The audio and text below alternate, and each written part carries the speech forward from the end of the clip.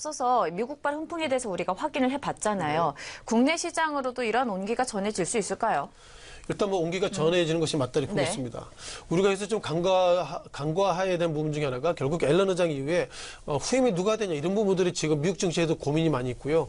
물론 한국과 미국이 그 연준 의장이 바뀌는 것이 무슨 상관이 있냐 이런 얘기가 있을지 몰라도 자 미국과 한국이 소위 커플링 이런 관점이기 때문에 미국의 경제 대통령인 앨런 의장 이후에 누가 되냐에 따라서 시장의 변동성이 커질 수 있다고 보겠습니다.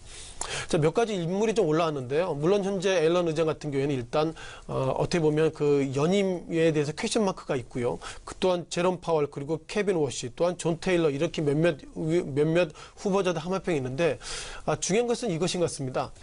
트럼프 대통령은 그동안 기준금리를 인상을 좀 원치 않았고요.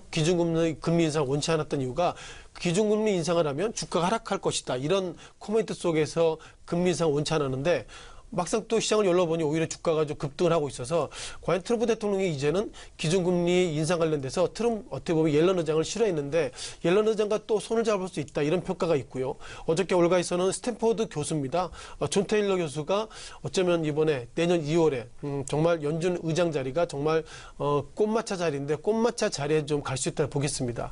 누가 될지 몰라도 정확하게 변동성이 커질 수 있는 것 같은데요. 뭐 월가에서는 누가 되면 좋겠다 하고 이런 얘기하고 있는데 앨런 의장 취임 전에 3명의 의장을 보면 결국 1년이 그 단임이 4년이기 때문에 4년 또 연임했던 경우가 있어서 현재 월가에서는 앨런 의장이 돼도 좋겠고 또 다른 멤버가 돼도 좋겠지만 중요한 것은 그래도 앨런 의장과 손을 맞춰봤기 때문에 앨런 의장이 되면 더 좋겠다 이런 평가를 일단 월가에서 하고 있다 이렇게 보겠습니다. 그럼 이제 국내 증시에 대한 평가를 좀 가질 것 같은데요. 자, 무엇보다 어저께 골드만삭스가 이런 얘기 했습니다.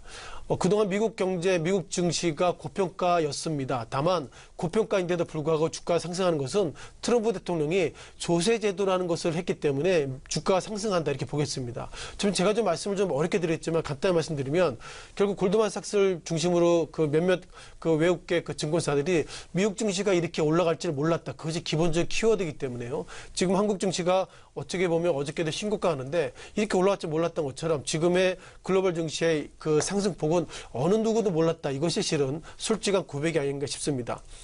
따라서 이제 국내 증시 관련돼서 세제개혁은 결국 미국 경제가 좋아지기 때문에 한국 경제는 어려질 수 있다. 이런 좀 코멘트를 좀 드려봐야 되겠고요. 또한 한미 FTA 관련돼서 아직까지 좀 입장이 좀 정리 안 되고 있습니다. 아시는 것처럼 한미 FTA 관련돼서 통상 그 협의 그 멤버나 또한 기획재정부 장관 것으로 입장이 좀 달라지고 있고요. 어쨌든 한미 FTA 관련돼서 한국 입장에서 보면 실은 부정적이다 이렇게 보시는 것이 맞을 것 같습니다. 왜냐하면 협상의 일방이 먼저 이렇게 협상하자 그렇게 했다는 것은 상대편이 그만큼 지금까지 어떤 협상이 부정적이기 때문에 다시 한번 재계약하자는 거기 때문에 이런 부분들 한국이 어떻게 버틸지 그런 부분들이 상당히 고민인 것 같고요.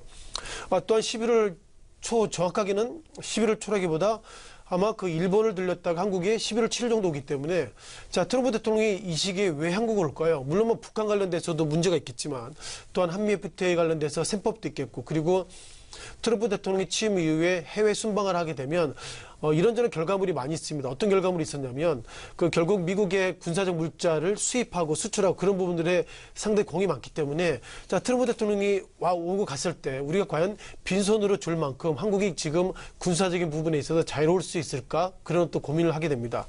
따라서 이번에 트럼프 대통령이 왔을 때 또 이렇게 군사적인 외교 이런 세일을 하게 된다면 한국이 또 한국 정서상 뭔가 트럼프 대통령의 그 가는 길에 손을 어떤 선물 좀 집어줘야 되는데 제가 볼 때 사드 배치 관련돼서 그리고 이런저런 어떤 미사일이나 이런저런 부분이기 때문에 아무래도 군사적으로 우리가 또 다른 선물을 주지 않을까 이런 어떤 좀 예단과 예측도 좀 말씀드려봤습니다. 네.